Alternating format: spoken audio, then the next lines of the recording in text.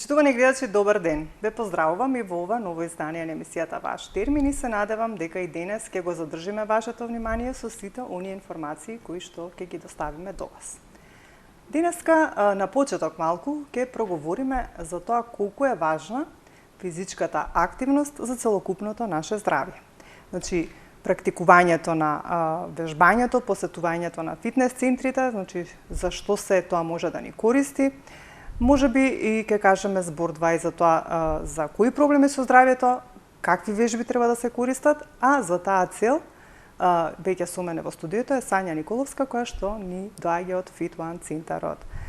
Меѓутоа, во вториот дел на емисијата со доктор Лилија Чолакова-Дервишова, која што е специјалист по семејна медицина, пак ќе говориме за високиот притисок или хипертензијата. Секако дека ќе можете да се јавите, да искомуницирате со нас и да поставите некои прашања ако имате некој ваков проблем.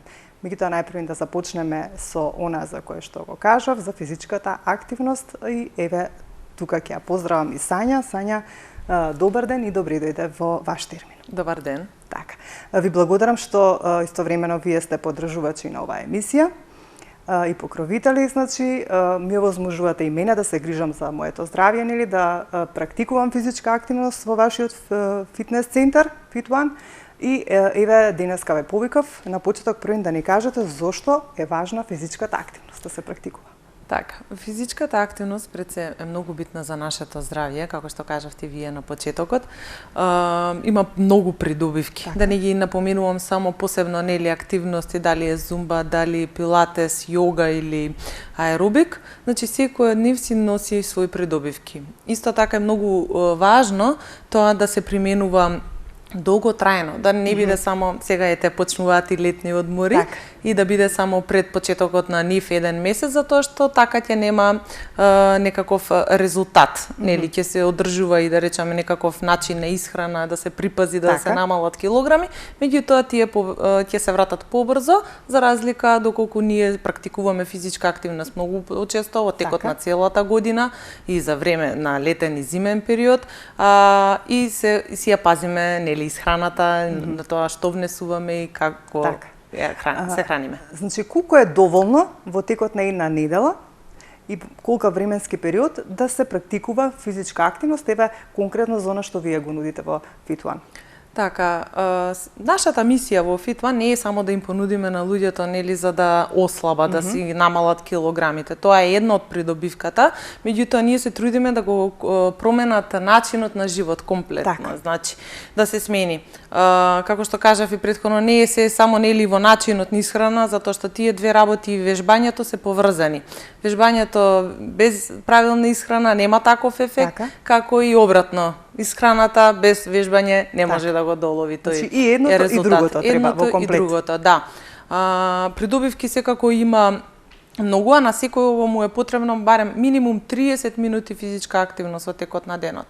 Значи секој ден практично. Да, значи ако не секој ден, барем 3-4 пати во неделата. Минимално кажуваме 30 минути, па да биде и макар пешачење, значи за се што е подолго од тоа, нели посакуваме да посетат некој од фитнес центрите пред се, нели, во разликата на температурата од надвор и во затворен простор. Така.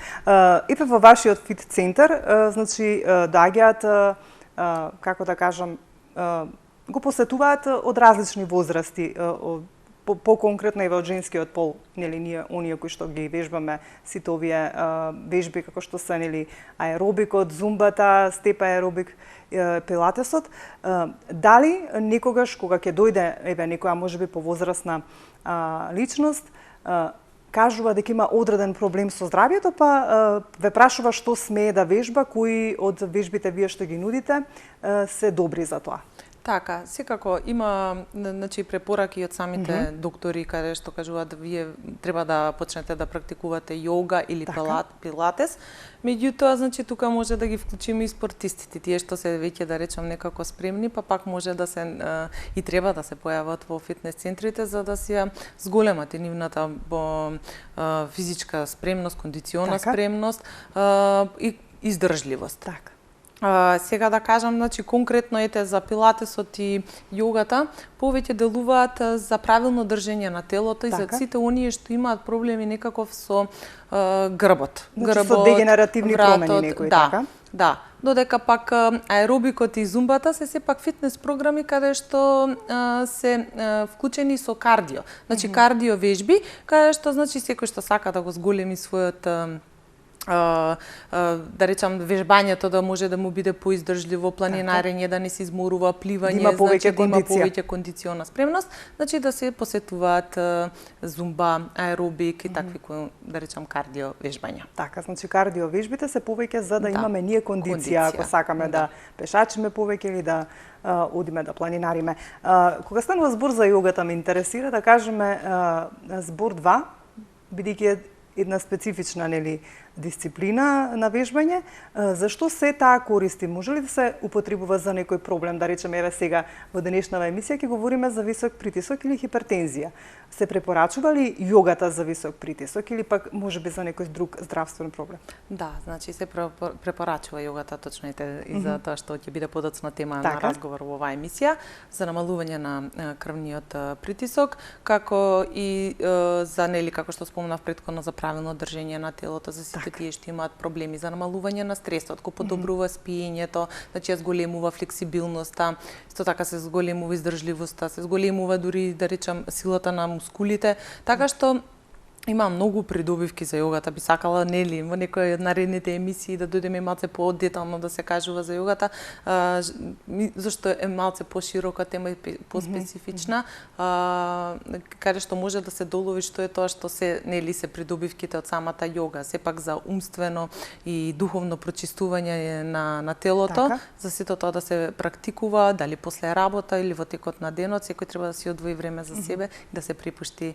за на еден таков час. Во секој случај делува добро на психофизичкото здравје и на психата, значи делува смирувачки и воедно и како што кажавте на сите оние проблеми кои што ги имаме со рветот.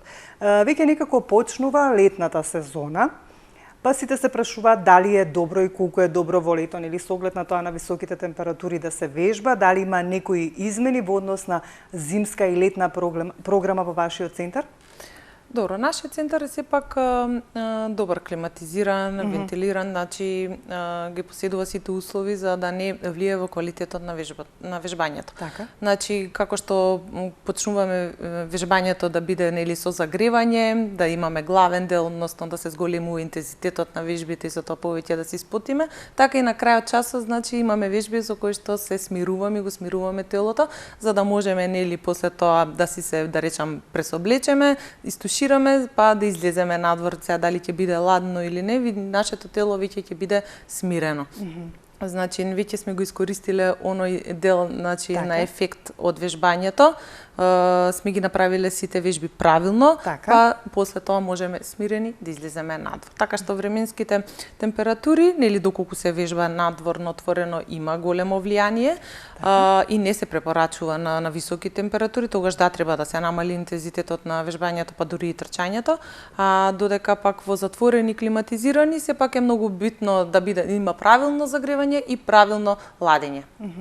Така, веќе од 1 јуни почна летната шема на вашиот фит центар. Практично малку се намалени часовите, па да ги информираме нашите гледачи каде сега практично се наоѓа фитнес центарот, во секој случај ако сакат да ве посетат и кои денови само има термини за вежбање. Така, фитнес центарот Fit1 се наоѓа во центарка Палома Бјанка, значи на Даме Груев улица. Сега само тоа ќе функционира, бидејќи Да, на другите сите локации сега ги затварате, така. Да, преминуваме за време летен период, со нов распоред повторно од септември. Меѓутоа за време летен период само во Fit1 центарот кај на улица Даме Груев, часови нудиме зумба, аеробик, пилатес, јога и користење на кардио фитнес справите. Часовите се одржуваат од понеделник до четврток од 6 и 7 за користење за групните активности, додека за користење на кардио фитнес справите од понеделник до петок. Таа исто после 6 или преку цел Може, ден? значи за кардио фитнес правите може и секој ден од сабајле и попладне. Добро. Значи, сега одите со летна програма, дали сам уште да прашам, бидејќи нели е потопло, лето е, предпоставам дека кога се вежба треба и да се консумира повеќе вода. Има ли некоја разлика сега или си останува се исто оние кои што се вежбаат, секогаш се носат со себе вода, нели, за секој случај бидејќи водата е сепак многу битна за време на вежбањето и после вежбањето особено, така што особено, еве сега е малце потопло, малце повеќе, нели, за време летен период, секако и ние препорачуваме да се внесува многу повеќе течности, меѓутоа за време на вежбање, така да без разлика дали е зимен или летен период, тоа не треба да биде многу, туку после вежбањето. Значи да, треба да се зголеми. Сања, да кажеш уште нешто друго што треба да додадеме околу физичките активности? Па еве ги поканувам сите, значи да дојдат, да не посетат, да не наоѓаат само изговори дека ете сега топло не може да се вежба, значи секој може да си го дозволи. Имаме супер и летна промоција со цени, така што не би представувало, верувам дека и финансиски проблем за сите, за да дојдат, да видат, да бидат физички активни, како што кажав и претходно во текот на целата година, да не биде само пред летен период кај што нели треба да отидеме на плажа и во секој случај колку што знаме може да дојдат и нели да вежбаат и еден час да си пробаат. Се плаќа тој еден час, па потоа ако се задоволни, ако нели се пронајдат во она што вие го нудите, може да си нели да си обезбедат и месечна чланарина, како се вика тоа или така натаму се нели да си одредат колку ќе вежбаат. Сања, тука некаде ќе ти се заблагодарам, како што кажавме во некоја следна прилика ќе поразговараме малку за јогата како дисциплина која што ја нудите и малку поопширно ќе кажеме нешто за неа и зашто таа се е корисна кога станува збор за нашето здравје. Ти благодарам многу и уште еднаш да ви се заблагодарам за соработката и поддршката на ваш термин. Ви благодарам и вас на поканата. А сега, почитувани гледачи, ќе замолам од режија да го пуштат прилогот кој што ќе ни ја најави и темата која што ја кажав нели за високиот притисок или хипертензијата.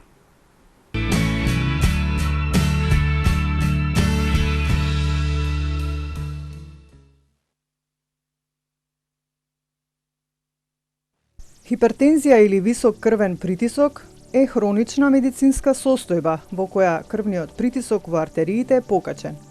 Поради ова покачување на притисокот, срцето треба да работи понапорно за крвта да може да циркулира низ крвните садови.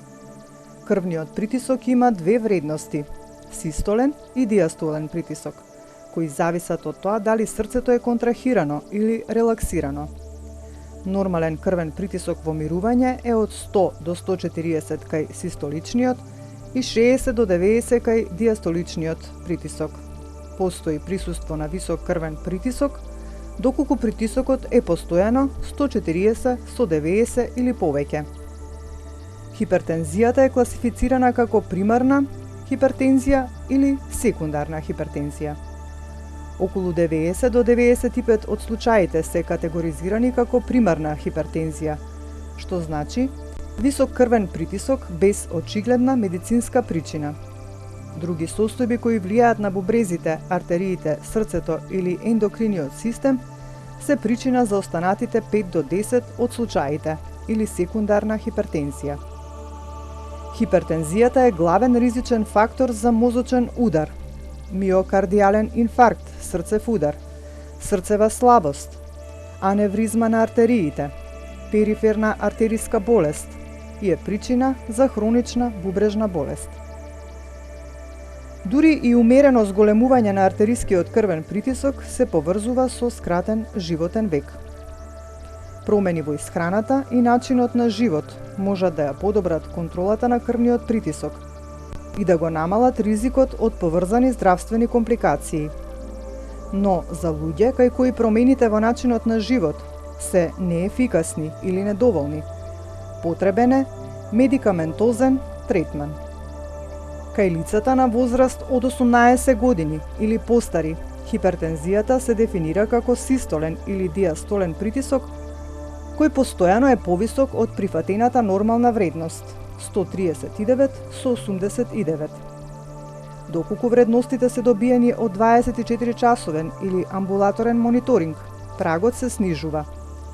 Исто така, неодамна се создадени меѓународни упатства кои создадоа категории под опсегот на хипертензија за да укажат на континуум на ризик со висок крвен притисок во границите на нормалниот.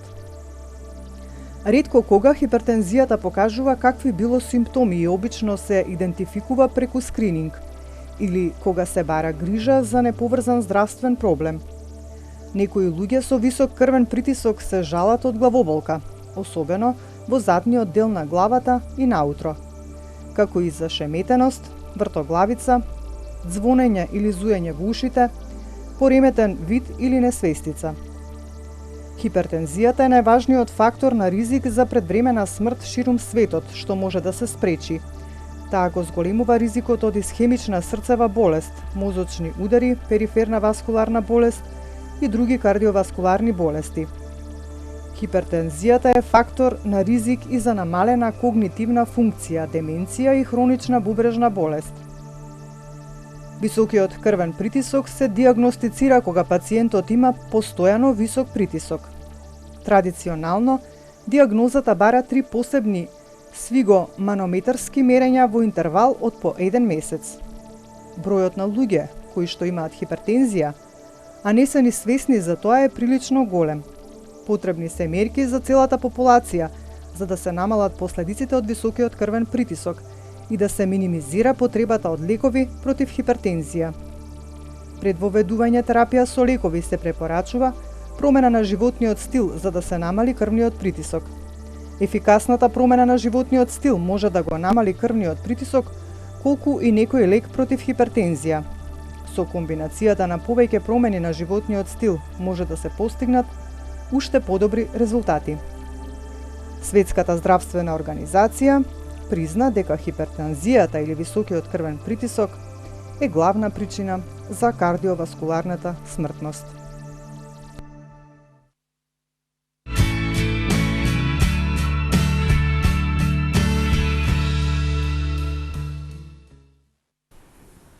Еве сме повторно назад во студиото, почитувани гледачи, како што кажав и на почетокот, значи денешната тема ќе биде висок притисок или хипертензија. За таа цел со мене во студиото е веќе доктор Лилија Чолакова Дервишова, која што е специјалист по семејна медицина. Доктор Лилија, ти благодарам уште еднаш што најде време еве да бидеш дел од ваш термин, да проговориме малку за високиот притисок, бидејќи нели како што знаеме е многу чест проблем кај вашите пациенти. Па на почеток првин да ни кажете што се подразбира под висок крвен притисок или хипертензија. Знаете, како тоа е една од најчестите патологии кои што се случуваат во нашите ординации, и медицината рекла да се што е над 140 кој што се води за систолен и 80 кој што се води за диастолен притисок, дека сите други вредности покажуваат дека негде има некоја патологија, дека нешто не е во ред со циркулацијата, и кај сите тие пациенти треба да истражуваме. Прво би сакала да кажам дека заради кои моменти се доведува до покачување на крвен притисок во организмот. Тоа е еден од најчестите каде што е пореметена циркулацијата, каде што имаме висок крвен шеќер, каде што постои стрес или кога ги прашаме пациентите да не имате некоја нервоза и нормално хормонски пореметувања. Значи 3 момента се битни. Најважниот се е ренин, ангиотензин, алдостерон, механизмот во бубрезите, кој што е регулира отприлика висината на крвниот притисок во организмот. Секое пореметување на крвниот притисок во организмот, прво ни елудира да испитаме дали е во ред нешто со бубрезите, дали има некое друго пореметување, така да докторот како Колумбо мора да истражува. Првин се да се испита да се провери. Да истражиме која е етиологијата или која е причината заради кој што ете тој пациент има постојано 200 систолен притисок, зошто е диастолниот стотка и зошто има тахикардија или други некои тегоби. Овде јас имам едни параметри кои што велат дека оптималниот притисок треба да биде 120 со 80, нормален 130 со 85, висок нормален 130, 139 со 85-89. Што значи ова? Знаете како, на ниво на свет, на ниво на сите тие кардиолошки, интернистички здруженија, кои што се бават со оваа патологија, се поставуваат светски норми. И во зависност дури има, да речеме, каде што е медицина базирана на докази, кај диабетичари мора да биде дури и понизок притисокот од здрава особа, заради тоа што кај тие диабетичари, луѓе кои што имаат пореметени вредности на височината на висината на шекерот во крвта, и самиот диабет прави поштетување, нели, и пореметување на циркулацијата. Така да велиме кај диабетичари треба да е испод 120. Многу е тешко да ги постигнете овие вредности и за да дојдете кај пациенти кои што имаат притисоци, сега светските норми и сите кои што се медицина базирана на докази се со комбинација на мали дози, но од повеќе врсти на лекови. Значи се комбинираат аци инхибитори, бета блокери, калциум антагонисти, па со комбинација на 3-4 лека се иде до постигнување на саканата вредност кај одредени личности. Кај оние каде што не можеме, нели, со еден лек да постигнеме нормализирање на крвниот притисок кај пациентите. Ајде сега тука ќе се обратам до нашите гледачи, значи како што знаете говориме за висок притисок или хипертензија, меѓутоа сакам еве во овој дел од емисијата да информирам во соработка со исто со нашата гостинка која што пред известно време ни гостуваше, нутриционистот Емилија Спасовска-Мојсовска, имаме да поделиме еве еден совет за исхрана бесплатен, без разлика нели за каков проблем станува збор, оној кој што прв ќе се јави ќе добие од неа бесплатен совет за режим на исхрана во однос на неговиот здравствен проблем. А секако и ве поканувам за темава денеска која што говориме, слободно можете да се јавите, да поставите некое прашање. Доктор Лилија е тука, нели ќе ви одговори за сето она што ви интересира. Доктор Лилија, овде имам некои исто поделби за хипертензијата, па вели лесна хипертензија, умерена хипертензија и тешка хипертензија и на крај изолирана систолна хипертензија. Што би значело ова? Значи лесна хипертензија, тоа се смета дека тука не треба таблетарна терапија или за сите овие степени е потребно да се третира со таблети? За сите овие степени потребно е, заради тоа што ако не ја третирате хипертензијата, повторно ќе кажам, ги оштетува крвните садови. Онаму каде што е оштетен крвниот сад почнува да се прави артериосклероза и тоа е оној момент каде што луѓе кои што долго време и долги години имаат нерегулирана хипертензија и оние кои што се трудат да ја регулираат, секако хипертензијата на долги стази прави оштетување на крвните садови и многу често иде до руптура на крвните садови.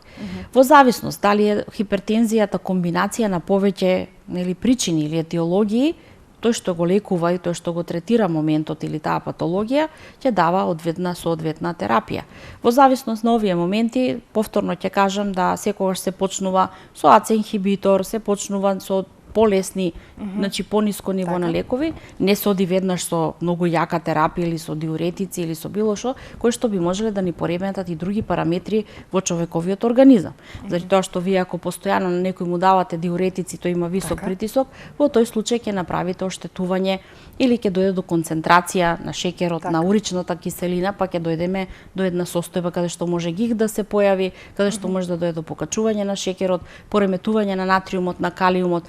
Значи многу лесно можеме да направиме дисбаланс ако не одиме внимателно со давање на терапијата за притисок. Во секој случај треба да се внимава. Треба да се внимава, треба редовни контроли, треба да се види. Ние имаме различна патологија и различни структури на луѓе, заради тоа што секој има и други коморбидитети, заради тоа што некој може има оштетена тироидна жлезда, некој може има дијабет, некој може не му работи делот на бубрегот, има неодредени патологии, така да имаме ние пациенти кои што на некој одлично му делува, еве лека амлодипин кој што е од групата на калциум антагонисти и одлично ќе го регулира, но во друга страна може да имаме пациент на кој што ќе му го дадеме истиот лек и кај тој пациент да се јават отоци огромни на нозете, црвенила на лицето, така да во зависност од другите болести кои што ги има пациентот, во зависност од неговиот организам, како реагира на секој лек, бидејќи тоа сепак се химикали или хемиски супстанции, така да докторот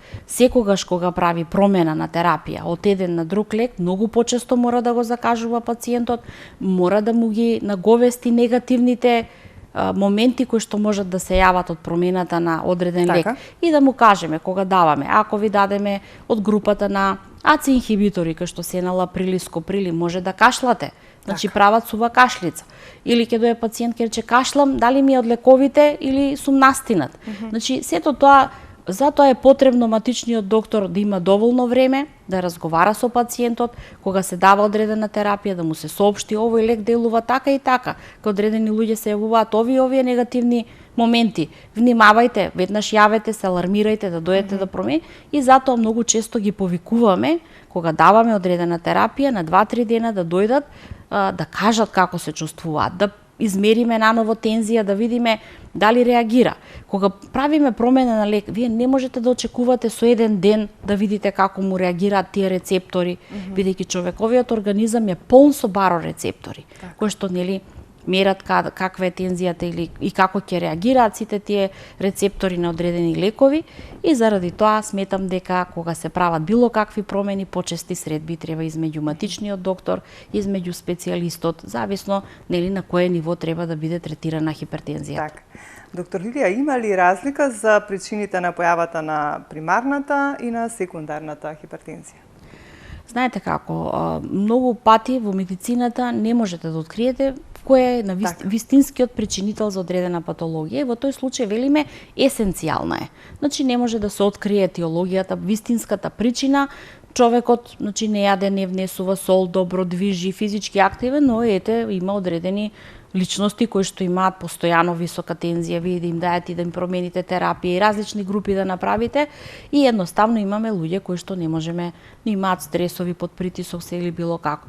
Така да сметам дека многу често хипертензијата е секундарна, барем во најголем број кај нашите пациенти, и тогаш почнуваме да истражуваме, ајде да провериме крвна слика, да видиме маснотиите дали се високи, ќе видиме високи триглицериди, високи холестероли, вредности, или ќе забележиме дека тој пациент подолго време па ќе каже јас не сум идел, ама си забележувам, имам апаратче, дома си мерев шекерот ми беше повисок подолго време, така да шекерот е исто така еден од оние фактори кои што ги оштетува крвните садови, кои што подолготрајно време ако не се регулира може да направи оштетувања и тоа како тих убиец го велиме на крвните садови и тогаш веќе се открива кои се причините зошто, заради тоа што ако крвните садови не ви функционираат, сета циркулација се пореметува, иде до стегање, не се еластични, висок е притисокот кој што постои, така иде до покачување.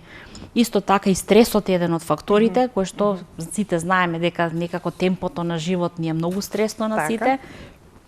И пациентите, за да можат да преживеат, за да можат финансиски да опстоат, да ги платат сите трошкови, мора да работат дополнително, или ако работат на едно место, па одат и такси возат дополнително, и сето тоа прави еден притисок во организмот да се издржи темпото на живот. Така, колку генетиката тука игра улога? Дали значи дека ако родителите страдаат од висок притисок и децата имам можност да имаат таков проблем?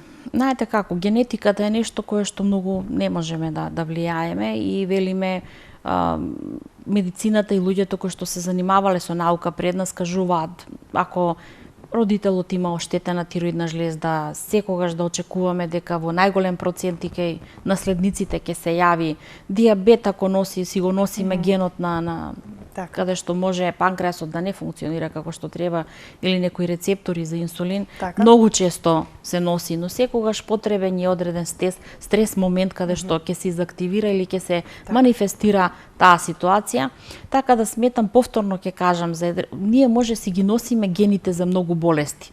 Ако бабата имала карцином на дојка, ако мајката била диабетичар или било што, моментот за да се активираат одредени болести се сепак одредени стресни ситуации кои што во даден момент како шок орган ќе изреагира или ќе се како тригер да речеме некој кој што ќе биде причинител да се јави и дополнителен коморбидитет, така да сметам дека човековиот организам е многу комплексен, полн е со рецептори, полн е со сензори, многу моменти се важни, во даден момент дали ќе се манифестира висок притисок, крвен шекер, дали шекерот во крвта ќе се покачи, дали ќе се јават други заболувања, во кој момент дали вие ќе добиете мозочен инсулт, инфаркт или било како пациент кој што третира. Повторно ќе кажам, ние имаме пациенти кои што се многу совесни, кои што се многу одговорни, но ете сепак повторно иде до рецидивирачки, повторувачки овие мозочни удари, инфаркти, така да многу фактори одлучуваат, верувајте ми, за дали ќе се појави, дали ќе се манифестира, како ќе се движи текот на болеста и сите тие други. Меѓутоа обично кога се зборува и за високиот притисок, вели ризикот се зголемува со возраста и нели по карактеристичен нели во подоцнежните години. Меѓутоа од практиката претпоставам дека и многу млади пациенти имаат проблем со висок притисок. Да. Што е причината кај младите луѓе? Дали можеби еве овој брз начин на живот, па неможноста да се погрижиме за нашето здравје, неможноста да појдеме еве и да се исконтролираме и да направиме една крвна слика, па како што кажавте да го провериме и холестеролот и триглицеридите дали се во ред. Дали секогаш мора да има некои покачани параметри за да се појави висок притисок? Има ли некое правило, строго или не мора да значи? Нема правило, знаете како, се зависи од свеста на луѓето.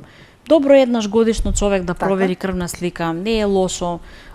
Сметам дека и државата и здравствениот систем треба многу повеќе едукативни емисии овакви да има и со одредени пароли, со одредени моменти и настани каде што би се алармирало луѓето да си прават контрола.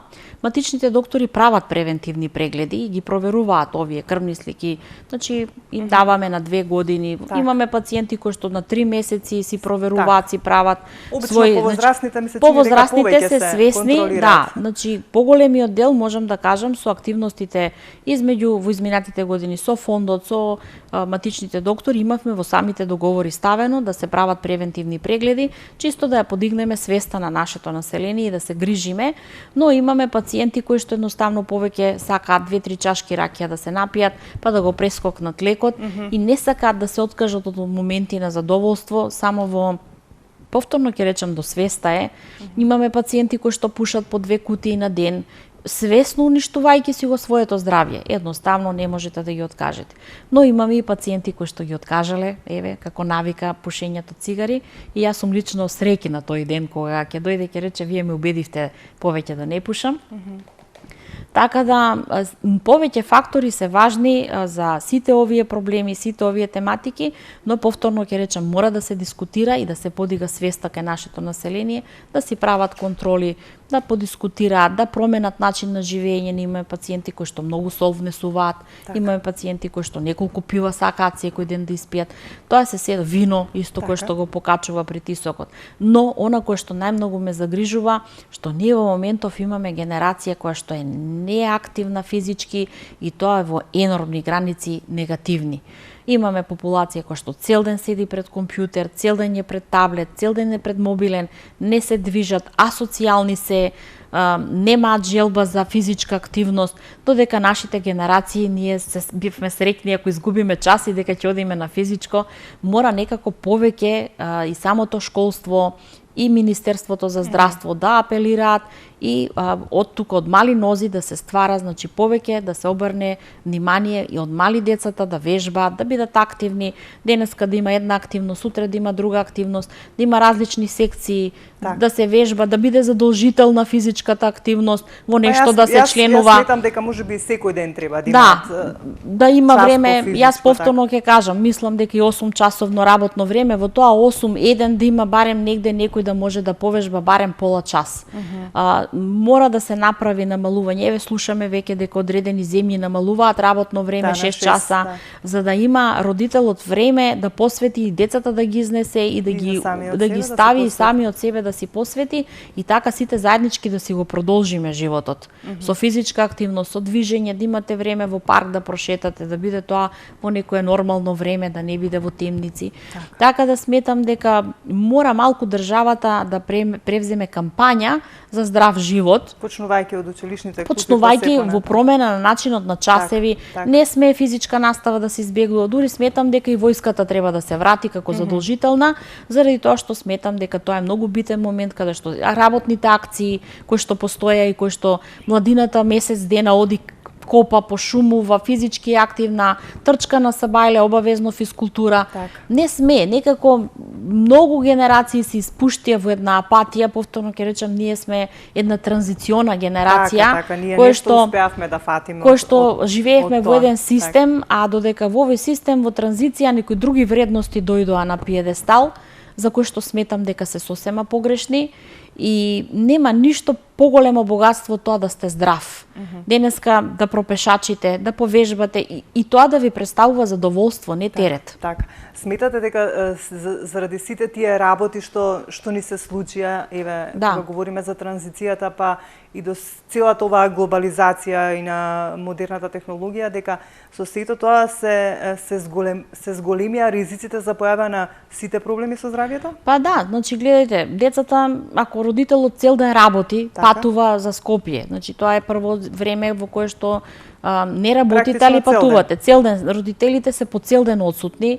Децата се свртеа на фастфуд, заради тоа што и родителот кој ќе дојде прекапан не може да сготви. Дали тие деца што се хранат така нездраво во подоцнежните години ќе имаат ризик за појава од висок притисок? Секако дебелината е еден од најголемите ризици за појава на болести, независно дали со текот на времето целокупниот синдром на дебелина кој што велиме прави многу. Прво ова овдека гума која што сите ја имаат децата и млади, значи млади деца енормно се дебели, не може да стасаат рецепторите за инсулин, нели, преку мускулите да може да се повлече или таа гликоза која што треба да се троши, мускулот ја троши. Така да потоа се јавуваат гонартрозни промени, таа тежина, тие коленици треба да ја издржат таа тежина. Ние порано имавме генерации во кои што во цела генерација дали еденки имаше кој што беше малку поголема тежина, која што беше, да речеме, не сакаше физички активности. Додека сега, мојата перцепција е кога се движам нон-стоп меѓу народот, можам да кажам, многу е мал бројот на деца кои што се нормално изградени, нормално се оформиле. Се поголем е бројот на деца кои што ете се на помфрити, на мрсна храна, на нездрава храна, нема физичка активност и најжално е што никој во друштвото не превзимна колективна иницијатива некоја во која што ние, чекајте да кажеме, приоритет е здравјето на децата, приоритет е физичката активност, сосема некои други работи станаа приоритети и ми сметам дека огромен број на генерации никогаш не се пушело волку многу. Па сметам и за Македонија. Мора да се забрани во работно време барем да не пуши човекот. Така ќе му го заштитите здравјето. Не може во работно време ако нема испаѓаат цигарите, се палат, ко тоа да е најбитната работа во свет. Никогаш. Значи ние стварно ми е жал. Јас во животот немам ни еден цигар запалено. Колку многу се уништува здрави прави родени и бројот на карциноми на плуќа енормно расте.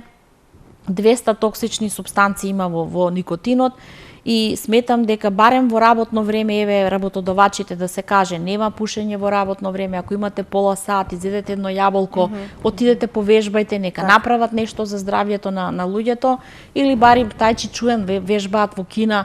Значи ништо не е смешно тоа, луѓето се само свесни дека и пола сат ако имаат да си го посветат на сопственото здравје, да продишат длабоко, да се релаксираат малку, да се смири тој нервен систем и тие неуротрансмитери и со тоа секој ден да си го продолжуваме сопственото здравје. Додека ако секој момент некој ве нервира, ако сте вие постојано под притисок на незадоволни работодавачи, незадоволен систем, нервозни возачи, ме разбирате, постојано во секоја секунда имате некој неуротичар околу вас, тешко да ќе успееме.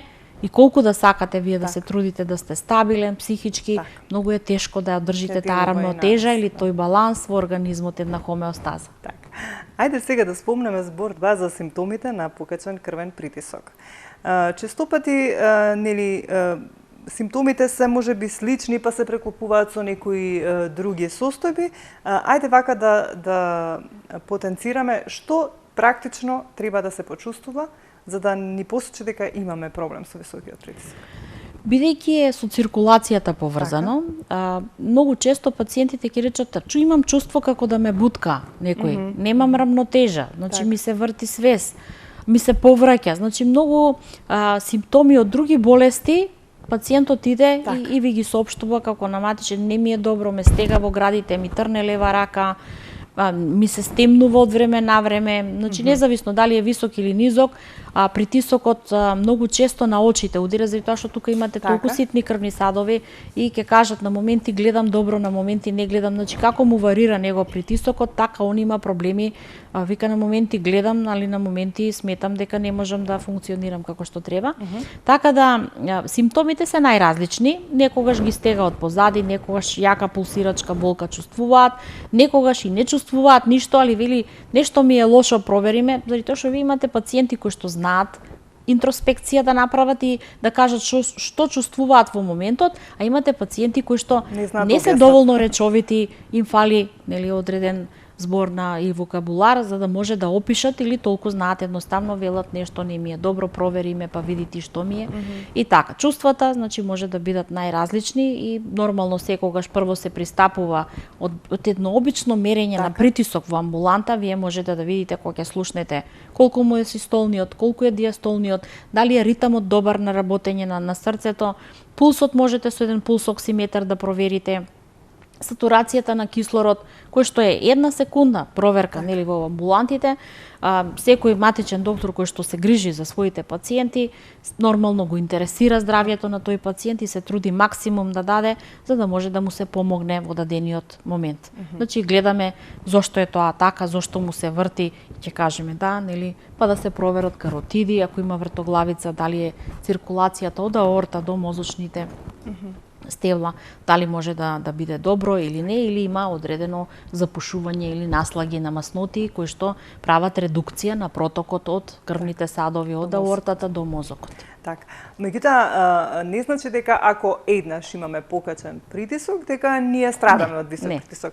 Како точно се одредува еден пациент кога веќе можеме да кажеме дека еве треба да се третира со таблети, секој ден треба да му биде покачен крвниот притисок 7 дена во неделата, така треба некако да биде диагнозата? Да, па обично никогаш не даваме одма терапија, туку велиме ајде прво променете начин на живење, помалку внесна сол, помалку стрес, помалку консумирање, значи на количински. Македонецот знае прекрасно да се нахрани, бидејќи нашата храна е многу убава и вкусна. Значи прво даваме совети се на пола. Значи ако била таа обилна порција, сега да се намали тоа, малку повише овоштие, малку повише зеленчук и движење, сол да се исклучи, внесна нормална вода, не газирана, не пива, не сокови, не кока-коли, така да пробаме да видиме со еден променет начин на живење како дали ќе се среди. Некогаш самото со исфрлање на солта, кој што во големи количини нашиот народ многу става сол во своите порции, некогаш иде до регулирање на нивото на крвниот притисок, но некогаш не е така.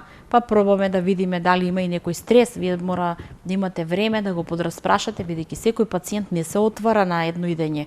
Не знам што ми е, но кога ќе поистражите и кога ќе добиете, ќе видите дека он има дома фамилиарен проблем, разводи, дете болно, зависници и така. Така да причината многу е лесно да кажете ова и ова ќе го направите, но мора да ги разберете упозадина проблемите, дали има вистинска, кој е причинителот, дали има фамилиарен, дали финансиски проблем е некој каде што нема пари, а луѓето се одговорни, сакаат да платат. Ајде имаме гледач да слушнаме кој се јавува. Добар ден, повелете. Добар ден. Повелете. Јас сака да праша доктор како нема притисок. И сега некојаш силно, од 120, ама силно, набрзано, цука силно, там, као натапан. Тоа лошо ли е, што е? Некојаш потискуваат, некојаш силно. Да. А тогаш ви е висок притисокот кога ви цука силно? Не бре, 120 и 130 нека е, некојаш насилно ми цукат. Тоа забрзано. Забрзано, силно како да се цукат на нешто. Така, добро. Тоа ме загрижуваат. Добро. Дали примате некоја терапија? Како не, Христа прима и навечер на по пола на К беше како се вика едни. Тоа за срцето или за притисокот? Притисокот навечер по пола од анималија ми дадоа и е нормално ми оди притисокот. На времето некогаш ми се покачува до 140, до 150 повеќе. На промена на време. Добро. Да, на времето. Добро, ајде еве доктор Иначе, Лилија. редовно си пија лековите и за срце пухсан. Сега ми покатие цело блоксаста бајле, пола навеќе. Добро, ви благодариме што се јавивте. Еве ќе слушнете мислење од доктор Лилија за она што го чувствувате како проблем. Што би значило тоа за брзано чугање наеднаш на срцето? Гледайте, може да биде повеќе фактори, повторно ќе кажам, пациентката можам да оценам овака како што е дека се работи барем по гласот, не можам дека се работи за возрастна жена. Друго мислам дека е покрупна, по гласот барем и во однос на говорот, она сепак е резонантна кутија, професијата, знаете како си го прави своето. Треба да се провери таа тироидна, не може од ништо наеднаш 120 тахикардии да се добива. Значи тироидната жлезда, еве да ја проверите, ако не сте ја провериле до сега, мој совет е да се провери тоа. Второ, да почне да пешачи, заради тоа што може и слаба кондиција. Ако некој не движи на најмал напор, кај него срцето добива тахикардија. Третата причина за тахикардијата може да е анемична, значи слабо ухранета, независно една анемија, повторно малку крв, малку железо, малку еритроцити и тие побрзо се движи, сето тоа иде до едно лупање и тахикардии. Така да шекерот да се провери, височината, не може од ништо. Значи мора да се најде. Ако има проблем со шекер, ако има проблем со тироидеа, може да се јават овие симптоми. Така, не ја прашавме дали има некои други проблеми. Нема услови за да и поставам неколку прашања за да можам по пат на елиминација да дојдам до одјавот. Да не слушне, ако има не ја прашавме проблем со тироидеа или со покачен шекер, значи нормално е понекогаш да се јават такви силни чукања на срцето и позабрзани, значи да не се грижите и еве ако имате терапија во односи на тие проблеми да се консумирате терапијата. Јас би сакала еве совет да ја дадам со блоксан четвртинка, значи кој што е лек кој што има небилет сега, кој што е исто така многу квалитетен, така да сметам дека би можела да го држи за да не доаѓа до такви ситуации каде што ќе има срцебиење и ќе прави дискомфорт на самата. Доктор Лилија, кога еднаш ќе се даде терапија за висок притисок, се пие континуирано, некако доживотно или пак можеби по известно време ако се почувствува стабилизација се прекинува терапијата или мора да се пие континуирано? Знаете како, ако пациентот се придржава на сите совети и дојде до намалување на неговата телесна тежина, која што правела оптеретување на срцето, ако го регулира шекерот, имаме ситуации кога ги сврламе, заради тоа што ќе изгубат на тежина, се подобрува состојбата и вели, јас сум сега добар. Но во најголем дел одиме со мали дози, али да држиме. Ајде да слушнаме кој се јавува. Повелете. Ало, добар ден. Добар ден. Гледач од Скопје, поздрав до докторката и до вас, дојителката. Прашањето, значи, се работи, значи, на возраст сум од 52 години. Така. И константно, значи, имам висок притисок, 145 со 90, значи, пијам скоприл 20-25 и верапамил за аритмија. Го носев и оноа што е апаратчето цел ден, холтерот што е, не покажа ништо, значи, вика. Нормално, вика, нема никакво покачување. Али кога идам ностоп, значи, вика, на лекарски ваки, кај матичната, константно, значи, 145 со 90, а не осеќам никакви тегови проблеми. Дали сте пушач? Не, ни алкохол, ни пушач. Да.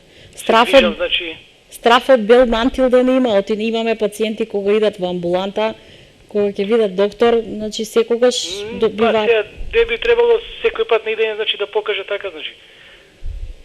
Страф што викате. Значи, испод 140, многу ретко некој пат кога ќе отидам, 130 ќе се намали така со 85. Добро, што може да биде узрокот? 130 со 80 и не е така лош, повторно ќе кажам. Значи, е во граници на некоја нормала за нашите услови, но да се проверат масноти, шекер... Масноти, не шекер, не триглицериди, добри се? Да, а стресна работа, нешто да сте цел... Да, стрес денеска, без стрес, кој е... Па нема такви, за тоа велам и јас, да. Ја затоа викам, дали медицината на стресот може да делува, не верувам дека тука, значи. Не, тука со стресот мора вие да си најдете вентилче, некое во кој што би пешачеле, би исклучиле телефони. Пешачиме, значи, најмалку по 3-4 км, велосипед возиме, значи. Добро. Тоа е издуден вентил, али... А килажа колку имате? Па килажата имавме така, мислам, килажа за 95 кила. А 90 и нешто, сигурно не сте 1,90 м, ме разбирате? 1,90 сум. Колку сте висок? 1,90 Добро, ако е така. Али, например, а кафиња, нешто не с кафе цел ден да не пиете, и кафето Народот денеска цел ден кафења, цигарчиња. Не, кафе едно кафе пијам, значи, али газирани многу пијам, тоа забравив да кажам. Што пиете? Газирани пијалоци обавезно пијам, многу газирани. Какви? Газирани. А газирани? Па Ќе тоа ги не сврлите, треба. гледате, не може од ништо. Секогаш во медицината, барем нели сега во 21 век, мора да се најде причината. Значи намалете газирани пијалоци, исфрлете сол, еве гледам дека нели 90 и нешто метро и 90 не сте. Солта, солено многу јадам, значи И солта исто ја спомнав дека мора да се исфрли. Премногу сол внесуваме. Значи, не сте така лош со притисок од 130 со 80 или 140, со мала промена на 2-3 сегмента во вашиот живот, вие ќе дојдете во една ситуација нели да го изрегулирате и да бидете добри. А со скоприлов добро е да се настави, пошто идам ностоп на консултација кај кардиологот, вика, таму го ќе отидам кај незе, нормално 135-180. Ја не знам.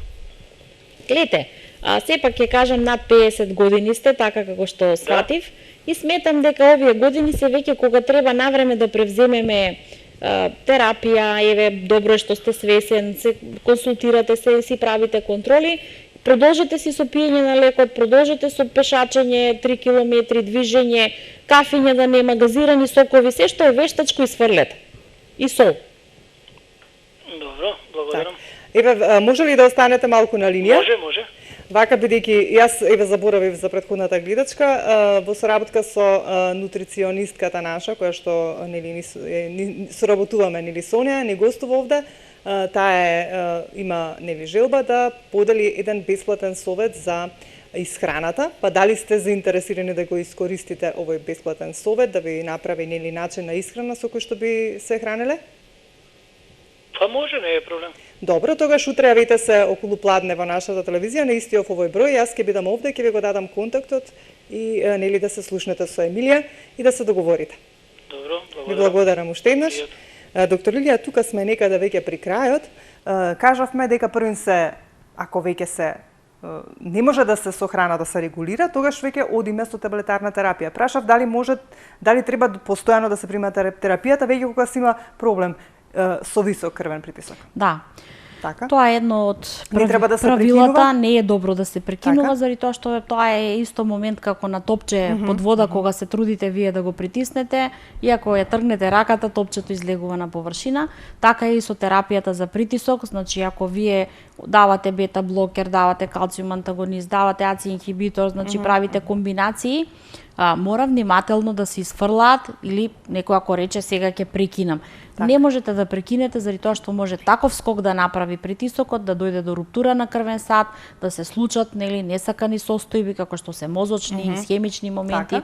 Така да еве уште една порака до нашите гледачи, ако вашиот доктор одреди и ако ви каже дека треба да ја пиете соодветната терапија, правете си контрола, не ја исклучувајте, почитувајте го мислењето на вашиот доктор и немојте никогаш сами да си ја прекратувате терапијата. Секогаш нека биде во консултација, бидејќи одредени лекови ако ги прекратите можат да направат други пореметувања. Така, бидејќи како што кажавме компликациите пак од високиот крвен притисок кој што нели е постојано присутен, и ако биде постојано присутен, тогаш доаѓа до штетување на крвните садови, како што кажавме, до атеросклероза, аневризми и така натаму, кои што навистина се ако ги броиме се навистина. Сега да не навлегуваме во никоја друга тема. Доктор Лилија, ти благодарам што еве и денес беше дел од ваш термин. Се надевам дека во некоја следна прилика за некоја друга тема. Ми беше задоволство. Тука при крајот, почитувани гледачи, јас би сакала да се заблагодарам на бутикот Forever 19, кој што се наоѓа кај млечен ресторан во Тафталиџа, кој што се грижи за мојот изглед во секоја емисија. Исто така ќе ви посакам и да останете во убаво расположение, имајте добро здравје, грижите се за своето здравје, а ние повторно ќе се видиме за 7 дена во исто време.